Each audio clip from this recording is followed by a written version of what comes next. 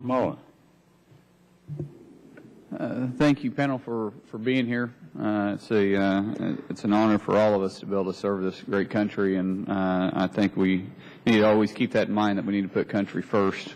And Ms. Farrell, I've got a question for you. By FMCA's estimate, the trucking industry will spend more than $300 million by July 1st to implement new rules for modifications and preparations for hours of service. And in October of 2012, they asked for an extension on this pending the court case. And your office wrote back that said, denying this request, saying they didn't demonstrate the likelihood that the industry will suffer harm due to wasted training, resources, or confusion. Well, what is $300 million? I'm a small business owner, and the only reason why I sat in front of you today is because I got frustrated with things just like this happening to me when I realized our biggest competition is a government that's supposed to make things easier for us and safer for us. But when we get a response that says we didn't demonstrate how much harm it was going to cause to us, yet by your own study, $300 million is going to cost to implement it, and yet it's not even out of the court case. How is this a good idea, and how was that decision made? Mr. Mullin, at the core of your question, it was the word safety, and that really is at the heart of the decision that I made with regard to that request. The hours of service rule was issued as a final rule over almost 15 months ago, and it made changes to the hours of service that drivers can operate large vehicles in the context of reducing cumulative hour accumulation. We kept the 14-hour workday, kept the 11-hour drive time, but the concept of under the rule that's in place today, not the one that takes effect in July, going from a maximum average work week of 82 hours to 70 hours is at the core of impacting, reducing the risk of cumulative fatigue for a driver.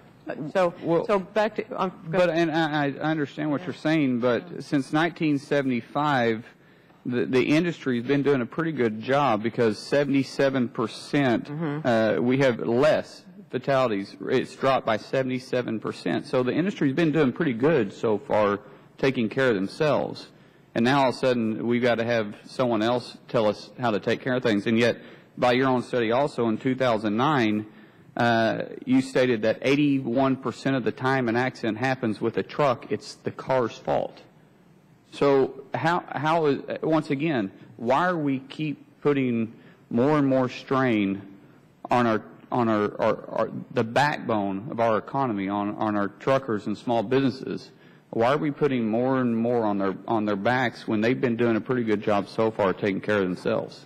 Well, let me reinforce again, at the core of the mission and the mandate for the Federal Motor Carrier Safety Administration is safety, saving lives by reducing the risk of crashes involving trucks and buses. The hours of service rule and the hours with which drivers can operate is a core component of that. And it is true, over a period of several years, the agency developed and put in place a final rule modifying those hours of service to reduce the risk of cumulative fatigue. That rule takes effect in July of this year. It has tangible, life-saving benefits, and in fact is a cost-beneficial rule. The number of $300 million was our own estimate in the regulatory evaluation of the rule and what it would cost industry and others to train up for the rule. It's an average of 2 hours training per driver. We understand and recognize through our own analysis the impact that our rules have on small businesses. As I mentioned earlier, the industry is small business America, so that's a very important sensitivity. But at the core of this rule is safety on our highways and all the people that travel either in a truck, in a bus, or around those vehicles. Ma'am, I actually have over 80 vehicles on the road too.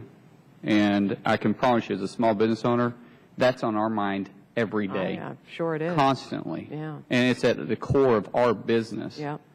But typically, when the federal government estimates the cost of implementation, they grossly underestimate it. And it takes away from other things like us doing our job.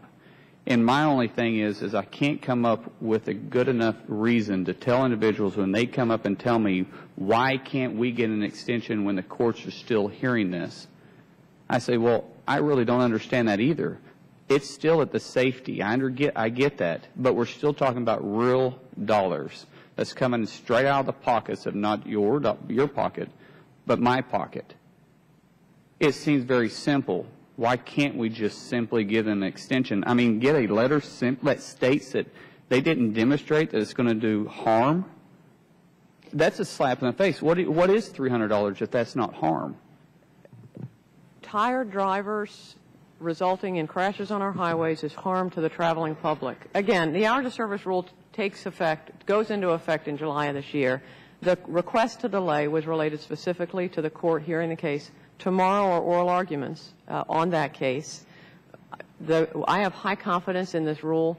We have also been spending a tremendous amount of money, not tremendous, but mobilizing for training for implementation of this rule. The difference between your dollars and our dollars is your dollars is giving to you by our tax dollars. Our dollars we have to go out and earn. And I'm just asking, please take this into reconsideration because it's going to hurt us. We all have safety in mind, but we should be working together, not against each other. And I would agree. We are, and I would, and the parties have clearly an opportunity to make that same request to the court.